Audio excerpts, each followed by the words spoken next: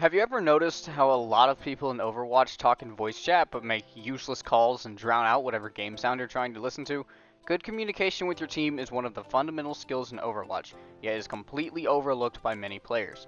Now, I'm not here to talk about why voice communication is important, but I am about to go over which callouts are good and which ones are bad. For our first good callout, we have enemy targets. By targets, I mean out of position enemies, flankers, and most importantly, enemies that you want your team to focus first. Calling out a target to focus is one of the simplest ways to coordinate with your team in Overwatch. If you're not sure who the most important target is, don't worry, that's a hard skill to master, but I do have a target prioritization guide that can help you with that. The main thing you want to aim for with calling targets is getting your team on the same page, and working together to kill an important member of the enemy team will give your team a massive advantage. When someone is low on health, let your team know that, because someone might be able to finish that person off. Targets are useful. This callout is also the easiest one to think about, and the easiest one for your team to understand, which puts it in the good category. Our first bad callout of the day goes to anything you say when you're dead. I don't mean literally anything, but often whenever you're dead, it's easy to start making callouts that really aren't necessary. Sometimes it's just best to let your team focus on the game. Also, stop complaining.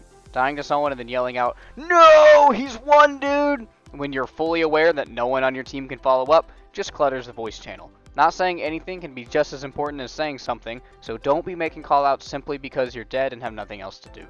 Our next good callout is enemy abilities that change how your team plays. Big abilities like Ana Sleep Dart or Maze Wall are abilities that your team should be playing carefully around. When you see an enemy use an ability that you're trying to avoid, call that out. For example, if Ana uses her Sleep Dart, letting your team know that means that your Reaper can go in for an ultimate without getting slept.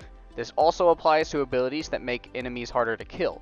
Calling out Genji's Deflect lets your team know that they can freely shoot at him without risk of being deflected. If Winston uses his jump, he has no way to escape, so call that out to your team to shoot him.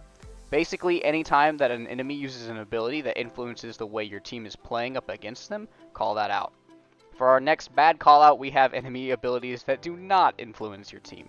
I'm sure I'm going to get some angry comments about this, but calling out when Tracer recalls does not change how you or any of your team is going to play the game. If an enemy uses an ability that in no way will change how you're fighting them, it's an unnecessary callout. Another good callout to make would be ultimates. Under the umbrella term ultimates, I'm including which ultimates you have, which ultimates the enemy has, and which enemies have used their ultimates. You should let your team know when you have your ultimate so that they're ready for it and can utilize it themselves. As you get better at Overwatch, you start to track enemy ultimates, which are important because your team needs to play around those as well. Quick tip, if you watch the kill cam when you die, you can actually see the ult charge of the person who killed you. Also, when an enemy uses their ult, sometimes your teammates will miss it, so you should let them know. If a Zenyatta uses his Transcendence, that's also an important thing to note because your team can now go be more aggressive and use ultimates that Transcendence would have countered. You might have noticed that in this video, the bad callout section was a little underwhelming. Well, guess what? I tricked you, sorta. That's because there actually aren't that many bad callouts. What actually makes a callout bad is the way you say it. Almost any bit of information is helpful to communicate in Overwatch, but you need to make sure that you're conveying the information in an effective way. For example, don't say something like, "There's a Genji flanking us, I think from the right, probably going up the stairs, I hit him once so he should be low, so look out for him in the backline." While that sounds good, it's too much information. You should keep your comms clear and precise. Keep it as simple as Genji behind, or in a more urgent situation, something like Genji on our Ana, right side. Both of these give enough information for your team to be on the lookout without overloading them with details. Pings are a lifesaver in situations like these because in the heat of the moment it can be difficult to decipher a location. The pings direct your team's attention to someone quite well. Don't worry, your callouts don't have to be perfect. The important thing when you're making a callout in Overwatch is that you say something your team wants to hear and you get your point across quickly. Try to think, would I find this callout useful if someone else on my team said it? The more you make callouts, the more you'll start to understand which things are the most useful to tell your team. It comes with time, but I believe in you. Good luck, guys!